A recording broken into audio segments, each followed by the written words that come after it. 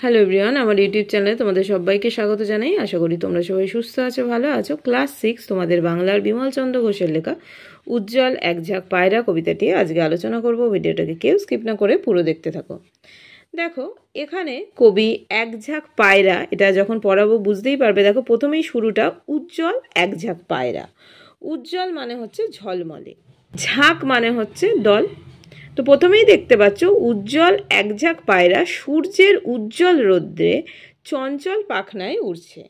তো কবি এখানে এক ঝাঁক পায়রা যারা সূর্যের উজ্জ্বল রোদের মধ্যে উড়ছে তাদের কথা লিখেছেন, সেটা আমরা বুঝতেই পারছি। তিনি আর কি লিখেছেন এখানে? পায়রাদের নানা বর্ণ, তারা অসীম আকাশে যেন ফুলের পাপড়ির মতো হয়ে উঠছে। পায়রাদের সেই উজ্জ্বলতা, সৌন্দর্য কবি কিন্তু এখানে ফুটিয়ে তুলেছেন। কবিতাটিতে কবি পায়রাদের সৌন্দর্য ও দুপুরের সৌন্দর্য চমৎকারভাবে এখানে আমরা দেখতে পারবো তিনি ফুটিয়ে তুলেছেন। পায়রার উড়ে চলাই কিন্তু এই কবিতার কিন্তু মূল বিষয়বস্তু। তো এটা চলো পড়ি, তাহলে আরো ভালো করে বোঝা যাবে। উজ্জ্বল এক ঝাঁক পায়রা সূর্যের উজ্জ্বল রৌদ্রে চঞ্চল পাখনায় উড়ছে। তো উজ্জ্বল এক ঝাঁক পায়রা সূর্যের উজ্জ্বল রৌদ্রে আকাশে চঞ্চল পাখনা মেলে উড়ে বেড়াচ্ছে। নিঃসীম ঘন নীল অম্বর, গ্রহ তারা থাকে যদি থাক নীল শূন্যে। নিঃসীম মানে সীমাহীন। দেখো, অম্বর মানে হচ্ছে আকাশ। তাহলে এখানে কি বলছে? যে নীল ঘন সীমাহীন আকাশে উজ্জ্বল এক ঝাঁক নানা রঙের পায়রা উড়ে বেড়াচ্ছে, কেউ কোথাও নেই।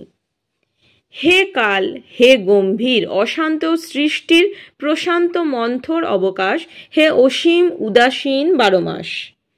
মন্থর মানে হচ্ছে শান্ত, উদ্দাম হচ্ছে উচ্ছল, আর প্রশান্ত মানে হচ্ছে শান্ত, আর উদাসীন 12 মাস। দেখো, উদাসীন মানে যার কোনো ভাবনা নেই, ভাবনাহীন, যে সে হচ্ছে উদাসীন। তাহলে এখানে আমাদেরকে কি বলছে?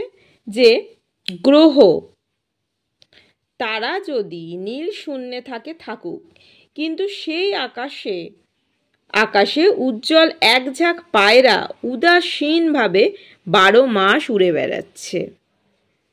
চৈত্রের রৌদ্রের উদ্দাম উল্লাসে তুমি নেই, আমি নেই, কেউ নেই, শুধু শ্বেত পিঙ্গল কৃষ্ণ এক ঝাঁক উজ্জ্বল পায়রা।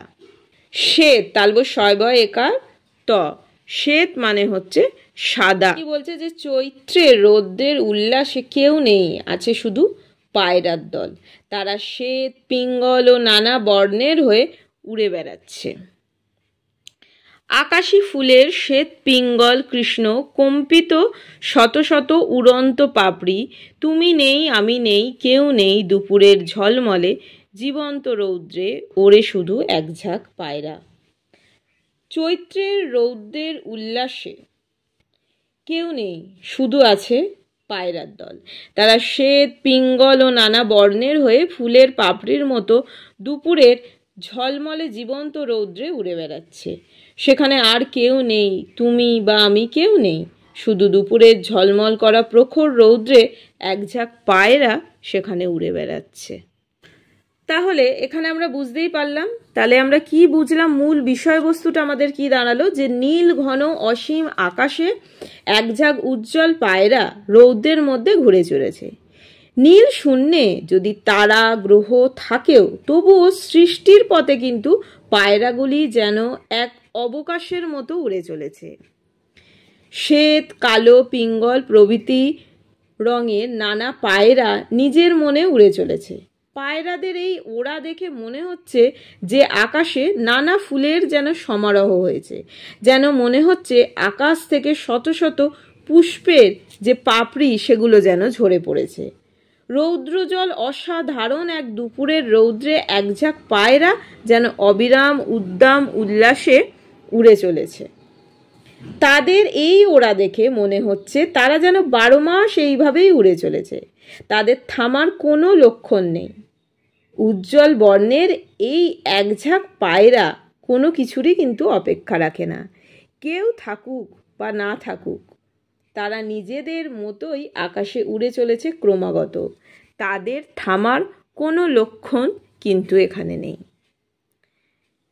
যদি ভালো লাগে বোঝানোটা অবশ্যই কমেন্ট করে জানিও কীরকম লাগলো। Thanks for watching. সবাই খুব ভালো থেকো, সুস্থ থেকো, সাবধানে থেকো। টাটা।